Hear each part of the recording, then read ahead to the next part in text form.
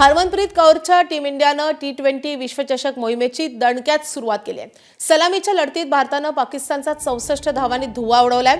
इंग्लंडच्या बर्मिंगहॅममध्ये खेळवण्यात आलेल्या या सामन्यात भारतानं पाकिस्तानसमोर 171 धावांचं आव्हान ठेवलं होतं। भारताकडून सलामीच्या स्मृती मानधनानं 44 चेंडूत 68 धावा फटकावल्या, तर कर्णधार हरमननं 36 धावांचं योगदान दिलं आणि त्यानंतर दीप्ती शर्मा आणि श्रीचरणी यांच्या फिरकीसमोर पाकिस्तानची दाणादाण उडाली आहे। पाकिस्तानचा अख्खा डाव 17 षटकात 106 धावातच आटोपला। दीप्तीनं 5 तर श्रीचरणीनं 3 विकेट्स घेतल्यात। T20 विश्वचषक लढतीत भारताचा पाकिस्तान विरुद्धचा हा 9 सामन्यातला 7वा विजय ठरलाय। एबीपी माझा, उघडा डोळे बघा नीट।